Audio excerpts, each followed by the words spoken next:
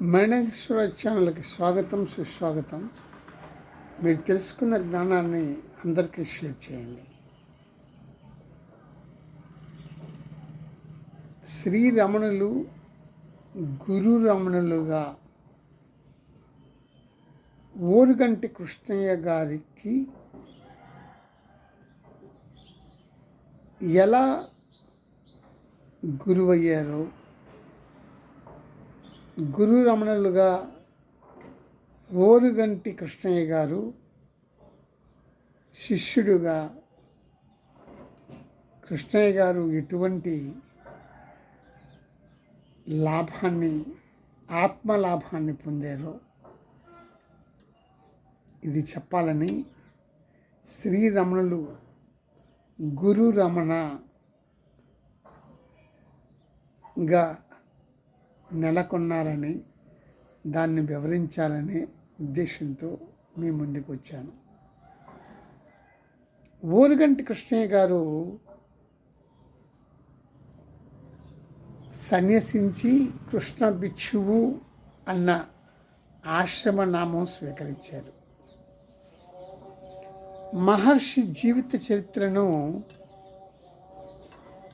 రమణలీల అన్న పేరున మొదటిసారిగా తెలుగులో రచించింది వీరే.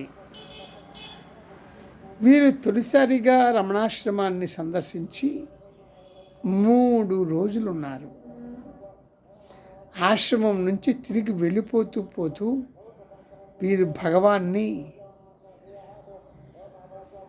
ఏమన్నారంటే, భగవాన్తో నాకు ఒక మంచి మార్గం సూచించండి అని అడగ్గా, భగవాన్ ఇప్పుడు నీవేం చేస్తున్నావు అని అడిగారు. దానికి ఓరుగంటి కృష్ణయ్య గారు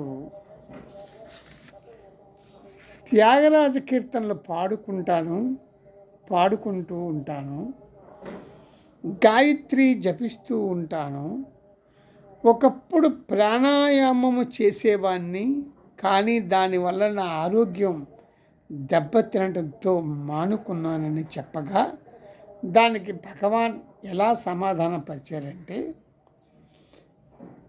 దానిని ఆపై, కానీ అద్వైత దృష్టి మాత్రం విడవకు అన్నారు. అద్వైత దృష్టి మాత్రం విడవకు అన్నారు.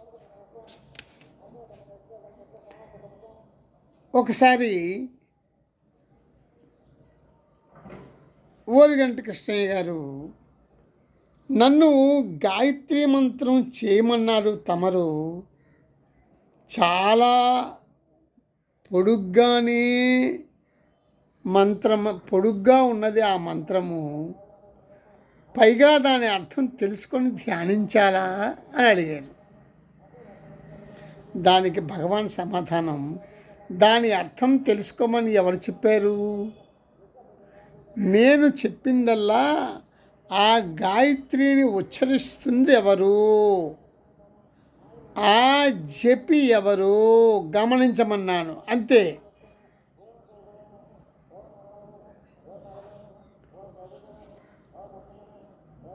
కృష్ణయ్య గారికి ఒకటి అర్థమైంది, దృక్ దృశ్య భేదం పోగొట్టుకోవాలన్నది దాని తాత్పర్యం.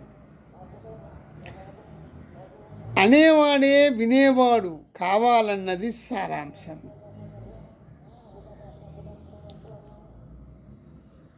శిష్యునికి అంటే కృష్ణయ్య గారికి అవసరం ఏమిటో తెలుసా? ఆత్మ సాక్షాత్కారం.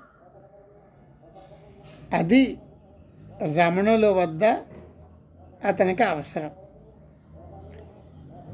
దానికి అడ్డం వస్తున్నవి, అతనికి కృష్ణయ్య గారికి ఆత్మసాక్షాత్కారానికి అడ్డం వస్తున్నటువంటివి అతని పాపపుణ్యాలు.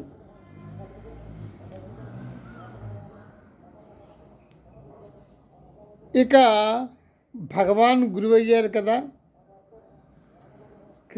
కృష్ణయ్య గారు మరి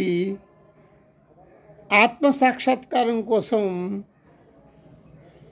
తన పాపపుణ్యాలను ఏ విధంగా అవి అడ్డం వస్తున్నాయి కదా, ఏ విధంగా వాటిని వైదొలిగించుకోవాలి అన్నది అతని మనసులో మాట. అది గురువు రమణులకి ఎట్లాగో ఒకలాగా చేరవేశారు.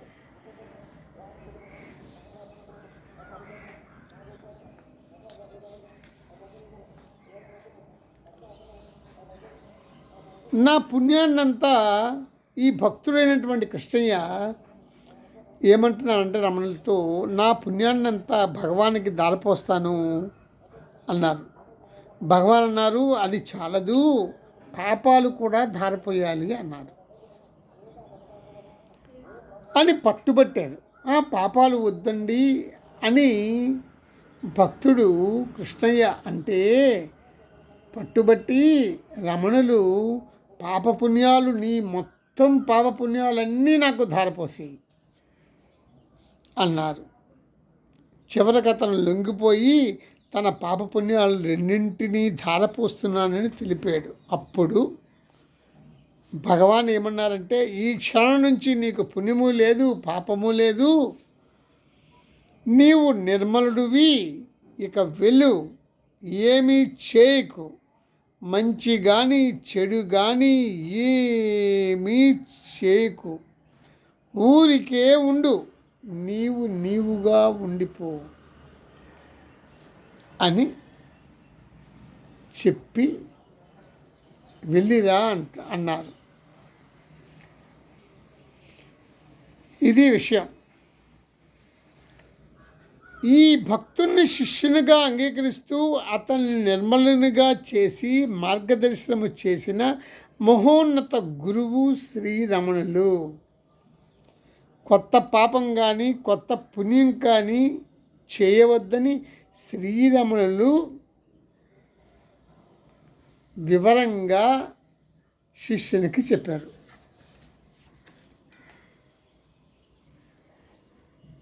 అయితే ఆ సందర్భంలో మాట్లాడుతూ గురు రమణులు ఏమన్నారంటే, నీ గురించి నీకు ఏమిటి తెలుసు, ఇవన్నీ మనసు కల్పించేవే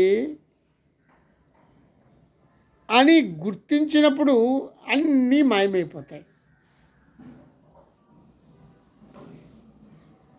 అన్నీ అంటే పాపపుణ్యాలు రెండూ మాయమైపోతాయి.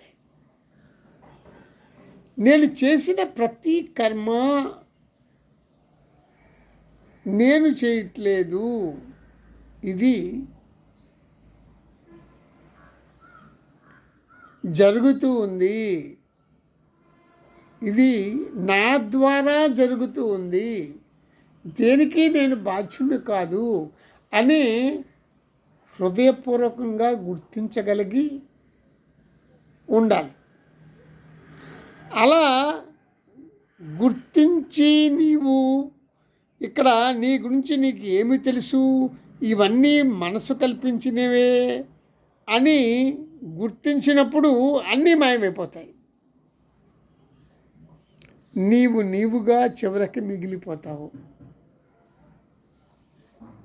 ఇలా గురు రమణులు కృష్ణయ్య శిష్యులకి ఇది అర్థమయ్యేలాగా చెప్పారు.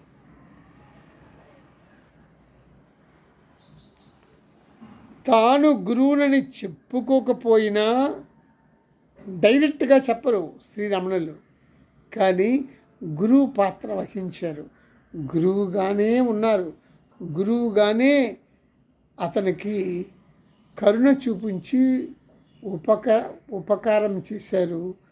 ఆత్మ సాక్షాత్కారం పొందేలా, నీవు ఆత్మస్వరూపుడు అని గుర్తించేలా ఆ శిష్యునికి గురువు రమణులు చేశారు. ఇలా నేను శ్రీరమణులు గురువుగా కృష్ణయ్య గారికి, ఏ కృష్ణయ్య అని చెప్పాను, ఓరుగంటి కృష్ణయ్య గారికి గురువుగా శ్రీరమణులు ఇలా వాళ్ళ మధ్య సంభాషణ ఇది ఒక ఖండముగా నేను చెప్పాను. ధన్యవాదాలు.